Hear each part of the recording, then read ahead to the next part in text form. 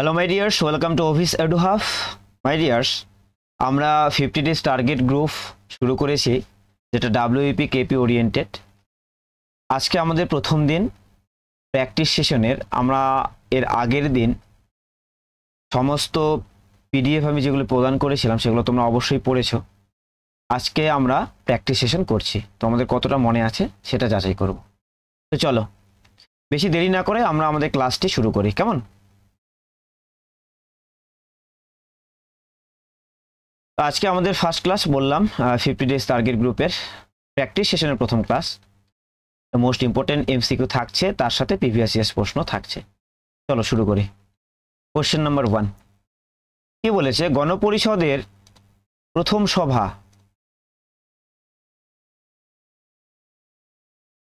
কবে অনুষ্ঠিত হয়েছিল? তাহলে গণপরিষদের প্রথম সভা কবে অনুষ্ঠিত হয়েছিল বলো দেখি। তাহলে গণপরিষদের প্রথম সভাটা এটা কবে অনুষ্ঠিত হয়েছিল?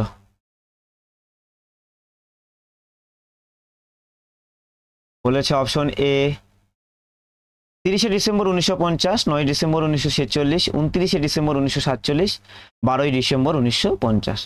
কোনটা হবে? এর সঠিক উত্তর হয়ে যাবে কোনটা? অপশন বি, 9ই ডিসেম্বর 1946 খ্রিস্টাব্দে। ঠিক আছে। আচ্ছা, এই যে যখন প্রথম সভাটা হয় এর সভাপতি কে ছিলেন?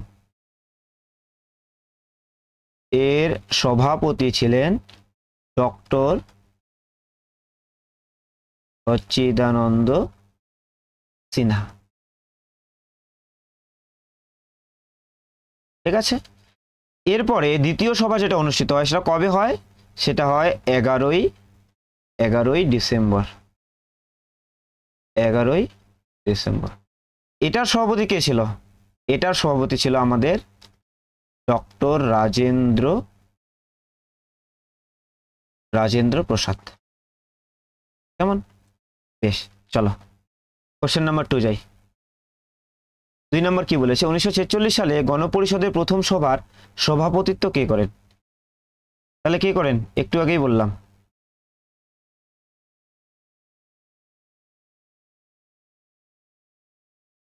প্রথম সভার সভাপতিত্ব করেন, মনে রাখবে,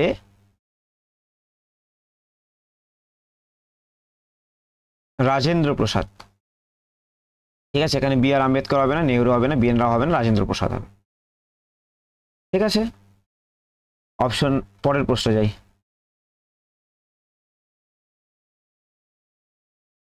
বলেছে ভারতীয় সংবিধানের বৃহত্তম উৎস কোনটি? তো কোনটা হবে বৃহত্তম উৎস?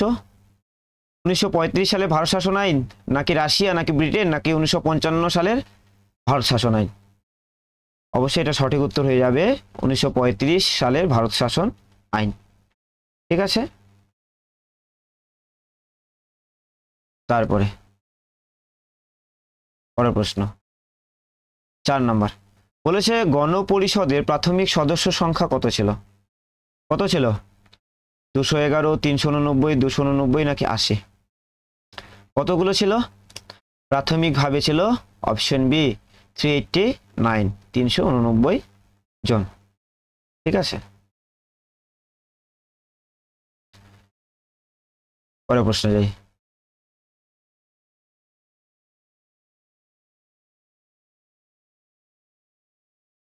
বলেছে কবে ভারতীয় জাতীয় পতাকা গণপরিষদ দ্বারা গৃহীত হয়?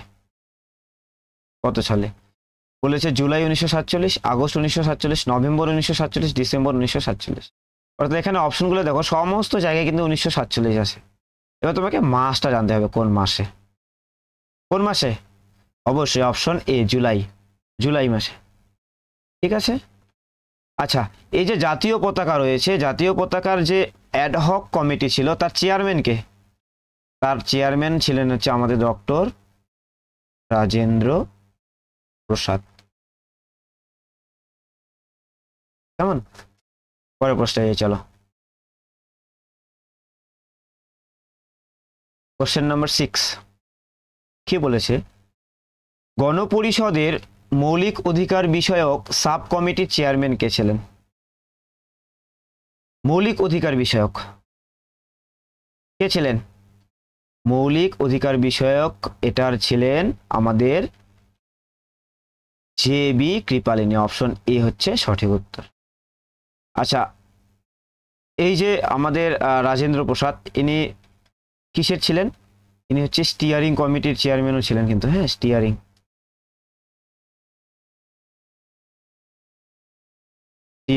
কমিটির চেয়ারম্যান,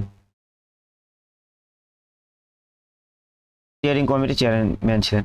আচ্ছা, গণপরিষদের খসড়া কমিটির চেয়ারম্যান কে ছিলেন? খসড়া কমিটির চেয়ারম্যান ছিলেন আমাদের বি.আর. আম্বেদকর। ঠিক আছে, পরের প্রশ্নে যাই। কোশ্চেন নাম্বার 7, সংবিধানের খসড়া কমিটির মোট সদস্য সংখ্যা কতজন ছিল? 11, 9, 6 নাকি 7? কতজন হবে? অবশ্যই অপশন 7। অপশন 7 হচ্ছে কারেক্ট অ্যান্সার। কিন্তু আমাকে একটা জিনিস বলো, যে সংবিধান যে রচনার জন্য কমিটি গঠন করা হয়েছিল, টোটাল কতগুলো কমিটি ছিল? অবশ্যই কমেন্ট করে জানাবে। টোটাল মানে মোট কতগুলো কমিটি ছিল? ঠিক আছে, টোটাল কতগুলো কমিটি, মোট কতগুলো কমিটি ছিল, এটা কমেন্ট করে জানাবে। ভিডিওর কমেন্টে অবশ্যই জানাবে। ঠিক আছে, পরের প্রশ্নে যাই। কোশ্চেন নাম্বার 8, কে সর্বপ্রথম ভারতীয় সংবিধান রচনার ধারণা দিয়েছিলেন? সর্বপ্রথম ধারণা দিয়েছিলেন কে? Option A J B. Kripalani, option B Rajendra Prasad, option C M N. Roy নাকি বি.এন. রাও? কে হবে? মনে রাখবে, এটার অপশন সঠিক উত্তর হয়ে যাবে অপশন সি, এম.এন. রায়। এম.এন. রায় প্রথম সংবিধান রচনার ধারণা দিয়েছিলেন।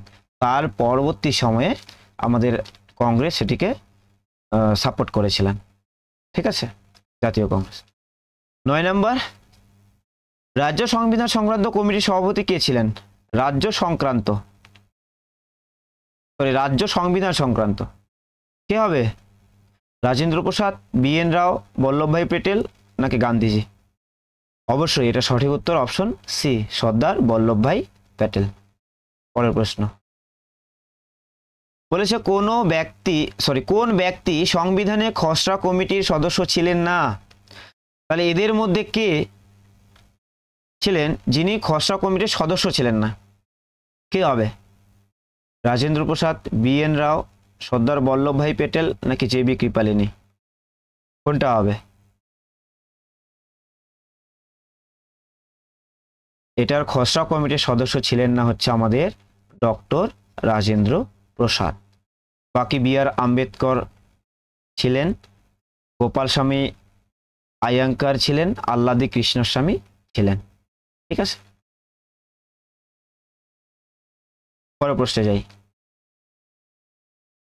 কোশ্চেন নাম্বার 11 বলেছে গণপরিষদের প্রথম সভায় সদস্য হিসাবে কতজন উপস্থিত ছিলেন? আচ্ছা, এটা 207, 208, 199, 389। আচ্ছা, এটা আসলে হয়তো 211 হওয়ার কথা ছিল। যাই হোক, একটু দেখে নেবে তোমরা। আমার মনে হচ্ছে এখানে অপশন এ 207 আপাতত ঠিক মনে হচ্ছে। ঠিক আছে, আমি কোনো একটা বই হয়তো দেখেছিলাম 211, যাই হোক তাই আমি বললাম। তো এখানে অপশন এ হচ্ছে সঠিক উত্তর। ঠিক আছে, আর এটার প্রথম দিকে যেন সংখ্যা কত ছিল? 389। ঠিক আছে, পরে 12 নম্বর, ভারতীয় গণপরিষদের কেন্দ্রীয় ক্ষমতা সংক্রান্ত কমিটির সভাপতি কে ছিলেন? কেন্দ্রীয় ক্ষমতা বলেছে জে.বি. কৃপালিনী, জওহরলাল নেহরু, বল্লভভাই পেটেল নাকি রাজেন্দ্র প্রসাদ? কেন্দ্রীয় ক্ষমতা সংক্রান্ত ছিলেন আমাদের অপশন বি, জওহরলাল নেহরু হয়ে যাবে সঠিক উত্তর। আর এই জে.বি. কৃপালিনী, ইনি কোন কমিটির চেয়ারম্যান ছিলেন? ইনি ছিলেন হচ্ছে মৌলিক অধিকার সংক্রান্ত। কেমন?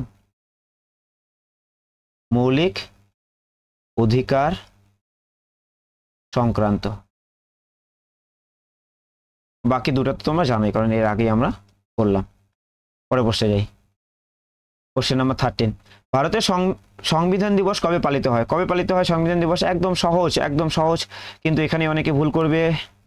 একদম সঠিক উত্তর অপশন এ, 26শে নভেম্বর। পরের প্রশ্নে যাই, চলো। কোশ্চেন নাম্বার 14 বলেছে 1935 সালের ভারত শাসন আইনের ভিত্তি কি ছিল? প্রশ্নগুলো ভালো করে পড়বে, দেখো প্রশ্নগুলো সরি অপশনগুলো ভালো করে পড়বে, অপশনগুলোতে কিন্তু খুবই মানে জটিলতা রয়েছে। দেখো অল্প একটু যা সংসদীয় যুক্তরাষ্ট্রীয় ব্যবস্থা নীতি, সংসদীয় একক রাষ্ট্রীয় ব্যবস্থা নীতি, সংসদীয় বহুরাষ্ট্রীয় ব্যবস্থা নীতি, সংসদীয় যুক্তরাষ্ট্রীয় বিহীন ব্যবস্থা নীতি। তাহলে বুঝতে পারছো অপশনগুলো? তাহলে কোনটা হবে? অবশ্যই আমরা জানি যে 1935 সালে ভারত শাসন আইনের ভিত্তি ছিল এই যে সংসদীয় যুক্তরাষ্ট্রীয় ব্যবস্থা নীতি। ঠিক আছে, তোমরা এটা বলবে তো এই যে যুক্তরাষ্ট্রের যে ব্যবস্থা নীতি, যুক্তরাষ্ট্রের নীতিটা এটা কোন সংবিধান থেকে নেওয়া হয়েছে, যদিও হয়তো পড়নি। কোশ্চেন নাম্বার 15, কোন আইনের ভিত্তিতে ভারতীয় সংবিধানে কেন্দ্র ও রাজ্যে ক্ষমতার বন্টন হয়? কোনটা হবে? আমরা জানি আমাদের সংবিধানের সব থেকে গুরুত্বপূর্ণ আইন যেটা, সেটা কোনটা? ভারত শাসন আইন 1935 সালের। 1935 সালে ভারত শাসন আইনটা সব থেকে গুরুত্বপূর্ণ।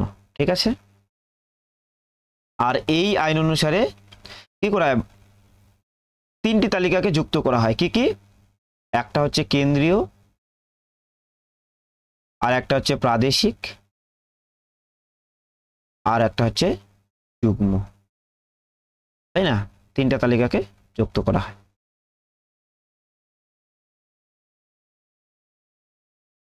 আর এই যে 1935 সালের ভারত শাসন আইনটা, এটা কি ছিল? এটা ছিল ব্রিটিশ সরকার দ্বারা পরাধীন ভারতের শেষ সংবিধান। ঠিক আছে, 1935 সালের। আচ্ছা, 16 নম্বর, কে ছিলেন গণপরিষদের প্রবীণতম সদস্য? কে ছিলেন? আমরা জানি একজন ব্যক্তি ছিলেন যাকে অস্থায়ী সদস্য করা হয়, সভাপতি করা হয়। Option D, doctor Sachchidananda Sinha. জয় চ হবে সচিদানন্দ সিনহা। কেমন? অপশন। কোশ্চেন নাম্বার 17, কত সালে গণপরিষদ বি আর আম্বেদকরের নেতৃত্বে খসড়া কমিটি গঠন করেছিল? কত সালে? 29 আগস্ট 1947, 30 সেপ্টেম্বর 1947, 29 আগস্ট 1949, নাকি 30 জুলাই 1947? অবশ্যই এটার সঠিক উত্তর হবে আগস্ট মাসের 1947। আচ্ছা, 29 আগস্ট 1947। আচ্ছা, যাই হোক, এখানে অপশন এ আর অপশন সি, সরি সি হবে না, অপশন এ হচ্ছে সঠিক উত্তর। প্রথমের দিকে আমি ভাবলাম এটা 1947 ছিল, তার জন্য সমস্যা। যাই হোক, অপশন এ হচ্ছে সঠিক উত্তর, 29 আগস্ট 1947 সালে। পরের প্রশ্নে যাই। 18, কে বলেছে ডক্টর রাজেন্দ্র প্রসাদ গণপরিষদের কোন কমিটির সদস্য ছিলেন না? রাজেন্দ্র প্রসাদ কোন কমিটির? দেখো একটু আগেই বললাম আমরা, এই যে ফাইন্যান্স অ্যান্ড স্টাফ কমিটি, এটাতে ছিলেন তিনি। অ্যাডহক কমিটি, এটাতেও ছিলেন। Committee of the rules of procedure, এটাতেও ছিলেন। তাহলে কোনটাতে ছিলেন না? Option A is the correct answer, এটাতে তিনি ছিলেন না। পরের প্রশ্ন 19 নম্বর, কি বলেছে? বলেছে কোন আইনের দ্বারা ভারতীয় পার্লামেন্ট দ্বিকক্ষ বিশিষ্ট আইনসভায় পরিণত হয়? কোন আইনের দ্বারা? দেখো 1935 সালে ভারত শাসন আইন, 1955 সালে ভারত শাসন আইন, 1925 সালে ভারত শাসন আইন, নাকি 1945 সালের ভারত শাসন আইন? দেখো কোনটা উত্তর হবে? অবশ্যই একদম সঠিক উত্তর, অপশন এ, 1935 সালের ভারত শাসন আইন, এটাই হচ্ছে সঠিক উত্তর। পরের প্রশ্ন 20 নম্বর, কি বলেছে? দেখো মন্টেগু চেমসফোর্ড রিপোর্ট যুক্ত ছিলেন। আচ্ছা, কিসের মানে এই যে মন্টেগু চেমসফোর্ড যে রিপোর্টটা ছিল, এটা কিসের ওপরে? এই যে 4টা অপশন, তাদের মধ্যে কোনটার সাথে যুক্ত ছিলেন? বলেছে 1919 সালে ভারত শাসন আইনের দ্বারা, 1955 সালে ভারত শাসন আইনের দ্বারা, 1942 সালে ক্যাবিনেট মিশন আইনের দ্বারা, নাকি 1939 সালে ভারত শাসন আইনের দ্বারা? এটা অবশ্যই কোনটা হবে? অবশ্যই এটার অপশন হচ্ছে option A is the correct answer, 1919 সালের ভারত শাসন আইনের দ্বারা। ঠিক আছে, আচ্ছা, এই যে আইনটা, এই আইনের দ্বারা কি করা হয়? এই আইনের দ্বারাই কিন্তু আমাদের রাজ্য আর কেন্দ্রের যে বাজেট হয়, রাজ্য আর কেন্দ্রের যে বাজেট, এটাকে কিন্তু পৃথক করা হয়। এটাকে পৃথক করা, বোঝা গেল? পৃথক করা হয়। আর এই আইনকে 1919 সালে ভারত শাসন আইনকে কি বলা হয়? মন্টেগু চেমসফোর্ড সংস্কার আইনও বলা হয়। ঠিক আছে, 1919 সালের আইনটাকে মনে রাখবে। পরের প্রশ্ন 21, কেন্দ্রীয় আইনসভা সর্বপ্রথম কবে স্থাপিত হয়? কেন্দ্রীয় আইনসভা কবে স্থাপিত হয়? 1920, 21, 1922 নাকি 1923? কোনটা হবে? Option B is the correct answer, 1921 সালে। পরের প্রশ্নে চলো, কোশ্চেন নাম্বার 22। আচ্ছা, এটা জওহরলাল হয়েছে, জওহর হবে। জওহরলাল নেহেরু কোন আইনকে দাসত্বের সনদ বলে বর্ণনা করেছেন? দাসত্বের সনদ 1919 সালের ভারত শাসন আইন, 1955 সালের ভারত শাসন আইন, 1935 সালের ভারত শাসন আইন নাকি 1939 সালের ভারত শাসন আইন? কোনটা হবে? তোমরা জানো, option C, for Kattappa is the correct answer, 1935 সালে ভারত শাসন আইন। পরের প্রশ্নে যাই, বলেছে 23 নম্বর প্রশ্ন, ফেডারেশন অফ স্টেট, যুক্তরাষ্ট্র যেটা, সেই গঠনের প্রস্তাব কে প্রথম দেন? কে দেন? অপশন এ আছে সর্দার বল্লভভাই প্যাটেল নাকি মতিলাল নেহেরু নাকি জওহরলাল নেহেরু নাকি জে.বি. কৃপালিনী? কোনটা হবে? Option B is the correct answer, Motilal Nehru. চলো পরে 24, কোন আইন দ্বারা কন্ট্রোলার অ্যান্ড অডিটর জেনারেল পদের সৃষ্টি হয়? কোনটা হবে? 1919 সালের আইন নাকি 1939 সালের আইন নাকি 1935 সালে নাকি 1917 সালে? কোনটা হবে? এক, এটা হচ্ছে কি হয় 1919 সালের আইনের দ্বারা। অপশন এ হচ্ছে সঠিক উত্তর। কেমন? পরের প্রশ্ন 25, বলেছে 1946 সালের অন্তর্বর্তীকালীন সরকার গঠনে পার্লামেন্টের সদস্য সংখ্যা কত ছিল? কতজন ছিল? অন্তর্বর্তীকালীন যখন সরকার গঠন হয় তখন কতজন ছিল? এটা কিন্তু নয়, ঠিক আছে? তাহলে 211, 204 নাকি 294? কোনটা হবে? অপশন হচ্ছে এ হচ্ছে সঠিক উত্তর, ঠিক আছে? 26, ভারতের সংবিধান রচনা করেছে, ভারতের সংবিধান রচনা করেছে কে? এই চারটার মধ্যে কে? বলেছে cabinet mission, Chris mission, Rowlatt আইন নাকি ভারতের গণপরিষদ? কোনটা হবে? একদম সহজ, এটা আমরা জানি। আমাদের গণপরিষদ যে আছে তারাই কি করেছিল? সংবিধান রচনা করেছিল। গণপরিষদ অনেক কমিটি বিভক্ত ছিল, সেই কমিটি সমস্ত সদস্যরা মিলেই এটা সংবিধানটা রচনা করেছিল, তাই না? অপশন ডি সঠিক উত্তর। চলো 27 নম্বর প্রশ্ন চাই।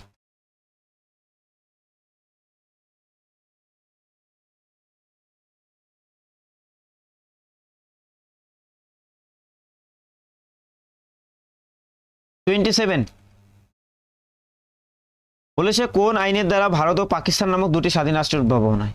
এটা তো একদম সহজ, এটা যদি না পড়ো তাহলে কিছু করার নেই। বলো দেখি কোনটা হবে সঠিক উত্তর? অবশ্যই একদম সঠিক উত্তর দিয়েছে, একদম একদম অপশন এ, ভারতীয় স্বাধীনতা আইন, ভারতীয় স্বাধীনতা আইন। পরের প্রশ্ন যাই, চলো 28, কিসের মাধ্যমে দ্বৈত শাসন ব্যবস্থা প্রথম চালু হয়? কিসের মাধ্যমে? কিসের মাধ্যমে? ক্যাবিনেট মিশন নাকি ভারত শাসন আইন নাকি মন্টেগু চেমসফোর্ড সংস্কার আইন নাকি ভারতীয় স্বাধীনতা আইন? কোনটা হবে? অবশ্যই একটু আগেই বললাম 1919 সালের আইনটা, সেটাকে কি বলে? মন্টেগু চেমসফোর্ড সংস্কার আইন, ঠিক আছে? পরের প্রশ্ন 29 কি বলেছে?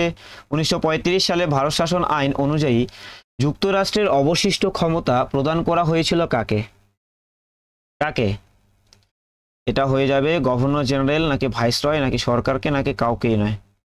অবশ্যই এটা হয়ে যাবে গভর্নর জেনারেলকে, অপশন এ হচ্ছে সঠিক উত্তর। 30 নম্বর দেখো কি বলেছে? কোন আইনের দ্বারা ভারতীয় ইস্ট ইন্ডিয়া কোম্পানির একচেটিয়া বাণিজ্যিক অবসান ঘটে বা বাণিজ্যের অবসান ঘটে? কোন আইনের দ্বারা? একদম বলো। 1813 সালের সনদ আইন, 1853 সালের সনদ আইন, 1919 সালের ভারত শাসন আইন, 1935 সালের ভারত শাসন আইন? কোনটা হবে? আমরা জানি সনদ আইন, তাহলে কোনটা হবে? 1813 নাকি 1853? কোনটা? অবশ্যই অপশন এ হয়ে যাবে সঠিক উত্তর। কয়টা? 31 নাম্বার, 1946 সালের মন্ত্রী মিশনের নেতৃত্ব কে দিয়েছিলেন? বলো। এটা একটু ঘুরিয়ে দেওয়া হয়েছে প্রশ্নটা। 1946 সালের মন্ত্রী মিশনের নেতৃত্ব কে দিয়েছিল? কে দিয়েছিল? এটা হবে স্যার আচ্ছা পেট্রিক হতো, স্যার পেট্রিক লরেন্স, তাই না? স্যার পেট্রিক লরেন্স, এটা সঠিক উত্তর। পরের প্রশ্ন 32 নম্বর বলেছে কোনটি 1935 সালে ভারত শাসন আইনের বৈশিষ্ট্য নয়? নয় বলেছে কিন্তু, নয় নয় কোনটা দেখো, এখানে রয়েছে দ্বৈত শাসন ব্যবস্থা, দ্বিকক্ষ বিশিষ্ট আইনসভা, প্রাদেশিক স্বায়ত্তশাসন, সর্বভারতীয় যুক্তরাষ্ট্র। একটু আগেই বললাম দ্বৈত শাসন ব্যবস্থা তো এই 1935 সালের নয়, তাহলে একমাত্র এটাই হচ্ছে আছে যেটা হচ্ছে সঠিক উত্তর হবে। একটু আগেই পড়লাম যে এই দ্বৈত শাসন ব্যবস্থা কোন আইনের দ্বারা চালু হয়েছিল, একটু আগেই বললাম, তাই না? তাহলে এটা হয়ে যাবে সঠিক উত্তর। পরের প্রশ্ন দেখো 33 নম্বর, কে ক্যাবিনেট মিশনের সদস্য ছিলেন না? দেখো এটা খুবই গুরুত্বপূর্ণ, এটা ডাব্লিউইপিতেও এসেছে, রিসেন্ট যে মিসলেনিয়াস হলো সেই মিসলেনিয়াস পরীক্ষাতেও এসেছে, ক্লার্কশিপে এসেছে, ঠিক আছে? এতগুলো পরীক্ষাতে, ডাব্লিউবিসিএস পরীক্ষাতে এটা খুবই গুরুত্বপূর্ণ একটা প্রশ্ন। দেখো তাহলে কি হবে, ক্যাবিনেট মিশনের সদস্য কে ছিলেন না?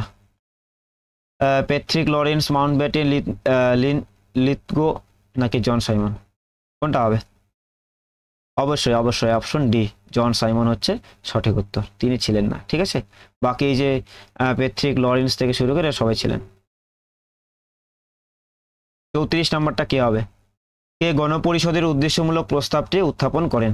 উদ্দেশ্যমূলক প্রস্তাব, কিন্তু উদ্দেশ্যমূলক প্রস্তাব, কে উদ্দেশ্যমূলক প্রস্তাব করেন হচ্ছেন আমাদের অপশন বি, জওহরলাল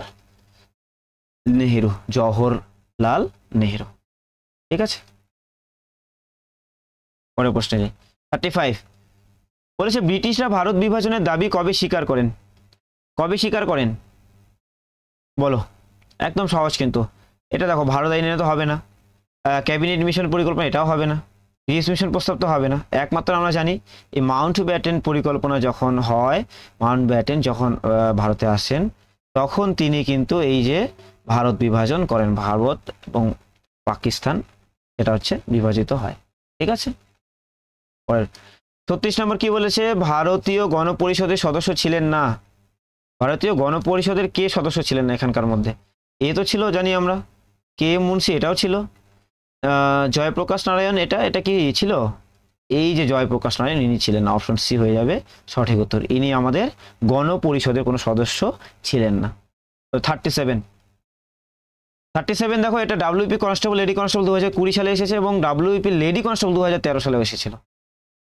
একদম সহজ প্রশ্ন, কত তারিখে ভারতের সংবিধান গৃহীত হয়েছিল? কিন্তু তাহলে গৃহীত হয়েছিল কবে? 26শে নভেম্বর 1949 সালে, 26শে নভেম্বর 1949 সালে। অপশন বি হচ্ছে সঠিক উত্তর। ঠিক আছে, কার্যকরী কবে হয়? কার্যকরী হয় আমাদের 26শে জানুয়ারি 1950, এই সালে হচ্ছে কার্যকরী হয়। ঠিক আছে, কার্যকরী হয়। পরের প্রশ্নে চলে যাই। 38 বলেছে কত সালে ভারতের নাগরিকত্ব আইন পাস হয়? মোস্ট ইম্পর্টেন্ট, খুব ভালো একটা প্রশ্ন, কেপিএসআই 2021 এসেছে। কত সালে? 1955, 1957, 1952 নাকি 1958? কোনটা হবে? অবশ্যই option A is the correct answer, 1955। ঠিক আছে, আচ্ছা এই যে ভারতের নাগরিকত্ব আইন, এই আইনে কি বলা হয়? এই আইনে বলা হয় যে 5টা পদ্ধতির মাধ্যমে তারা নাগরিকত্ব পেতে পারে। 5টা পদ্ধতি রয়েছে, কি কি? এক হচ্ছে তারা জন্মসূত্রে, আরেকটা হচ্ছে কি পিতার বা মাতার সূত্রে। ঠিক আছে, পিতার বা মাতার সূত্রে। আর এটা 1 নম্বর গেল, 2 নম্বর গেল এটা। 3 নম্বর হবে কি যে স্বাভাবিকীকরণ পদ্ধতিতে,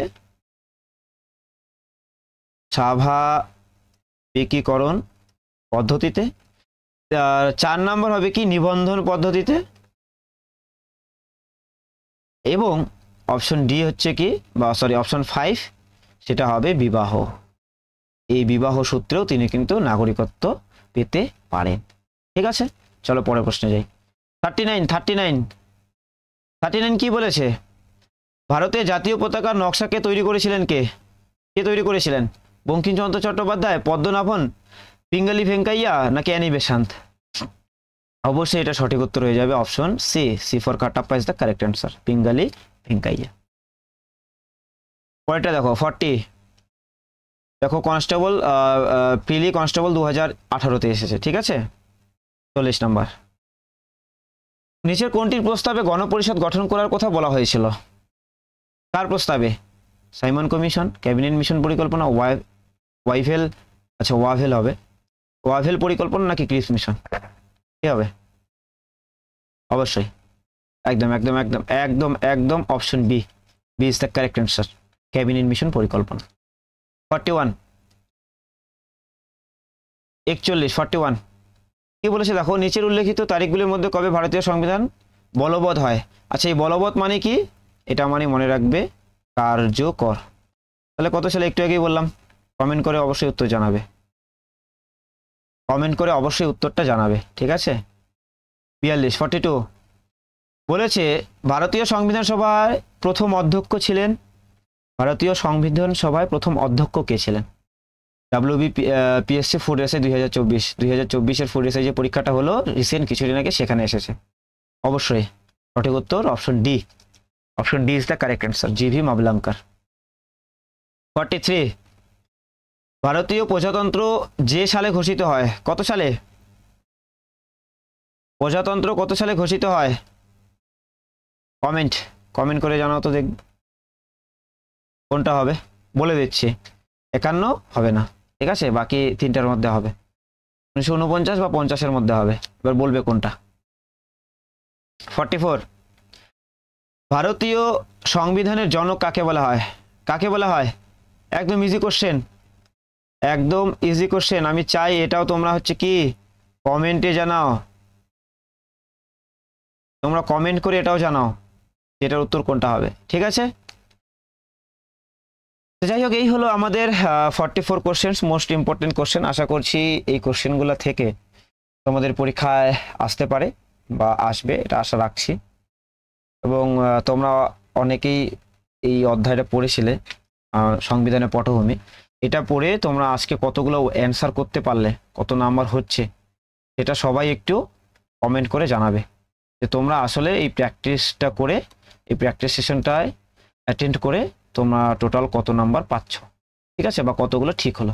এটা অবশ্যই তোমরা কমেন্ট বক্সে কমেন্ট করে জানাবে, ঠিক আছে। তো thank you, stay with me for your better preparation. দেখা হচ্ছে আবার অন্য ক্লাসে, নেক্সট ক্লাসে আবার দেখা হচ্ছে, সবার সাথে কথা হচ্ছে। তাই পড়তে থাকো।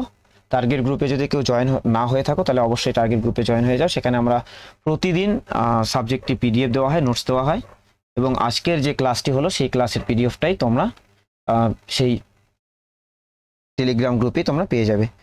এই ভিডিওর ডেসক্রিপশন বক্সে আমি দিয়ে দেবো, তোমরা সবাই জয়েন হয়ে যেও।